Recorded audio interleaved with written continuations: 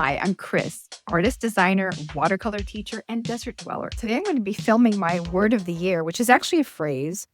Not everyone does this, but I love to choose a word or a phrase that gives me a direction for the entire year. And I do this really quickly and really simply. I don't let the word limit me in any way. I just let it be a sort of a guidepost throughout the year. I'm just going to paint a very light peachy background because I'm actually going to be using these colors.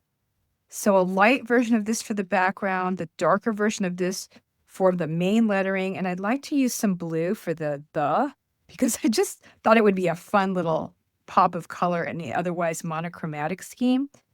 So I'm just going to use this bigger brush to just paint some pretty wide strokes. I actually prefer if it's a little uneven because I love the texture and the interest, but I also want to keep it light.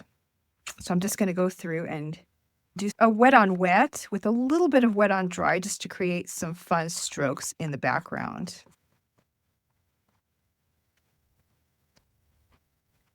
I could tape this down, but I really want the paint all the way to the edges. So I'm just going to hold this and paint it on through. Again, I keep this really casual. I don't make it a really fussy project. I want to do it quickly and I want to get it up where I can see it and start taking that word or phrase in and letting it sort of inspire me as I do my work throughout the year. Now, if you find that your word is too limiting after a few months, you're welcome to change it. Just because it's called a word of the year doesn't mean you have to follow those rules. You can make it anything you want it to be or anything you need it to be. The main thing is that it's inspiring you and it's guiding you and it's giving you some extra strength to do the things that are challenging for you.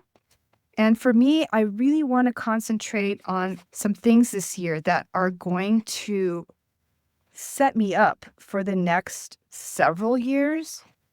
And so this is the perfect phrase for me to focus on as I am working on my projects going forward.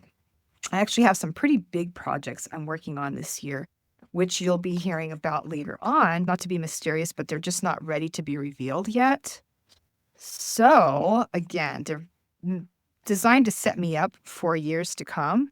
And it's really exciting, but it's also scary and challenging. So having this in front of me is really going to help me continue to move forward.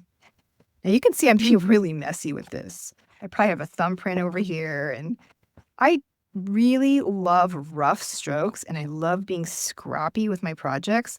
If that's what it takes for me to actually paint, I don't need to sit in a perfect studio and paint the perfect project. I just want to get my paints out and I want to see the paint on the paper. I want to experience the act of painting, no matter how I'm feeling or what mood I'm in. So today I am pretty just whatever with this, and I just really enjoying this messiness. Now I don't want to get it too dark because then I won't be able to see my letters in this same color. I'm just going to paint out some of these corners a little better.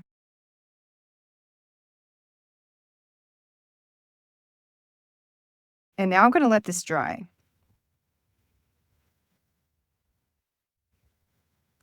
Okay, the paint is pretty dry, so I'm going to go ahead and get started. I'm going to use my small detail round brush, careful not to drip on my project.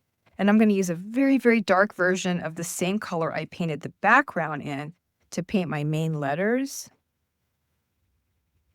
Let's see, that's pretty dark. Okay, let's see how it goes.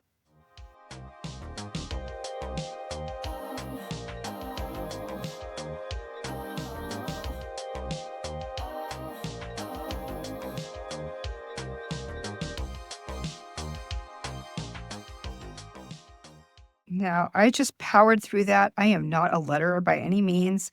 If you've been around a while, you'll know I am just messy and scrappy with my lettering as I am with my backgrounds. It's kind of part of my style, natural and rough, and just it's so sort of relatable. And I love it when others do this too. I love to see what their natural lettering looks like. Believe me, I love and admire calligraphy. I just don't feel like I have the time and patience to really take it on and practice calligraphy like it should be done. But I think that this style of letters is just so honest. This is how I write. So it's just putting my style on this paper, and it is what it is. And I think that there's a beauty in that. I think I prefer the deep blue. This was the rust, and I'm going to make my little tiny word here. I'm just going to do block lettering with this. I'm not going to make it too dark because it's really just an accent to this. Maybe a little darker. Now, if you are a letterer or a calligrapher, by all means, make it as beautiful as you can. I just love this, and I think that it has its own kind of beauty. So don't be afraid to just letter your own way. Don't worry if it doesn't look like mine or someone else's. Just be you. I have an entire lettering lesson in the free challenge. If you haven't taken that yet, I will link it here. And let me know if you are using a word of the year this time or for part of the year. Let me know how you feel about that.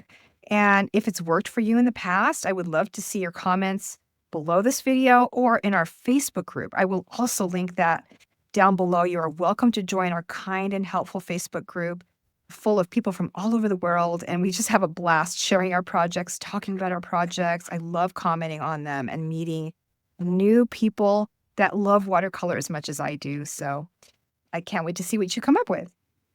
If you enjoyed this video, click the like button, subscribe to this channel, and click the notification bell so you don't miss any lessons as they come out. I'll see you there.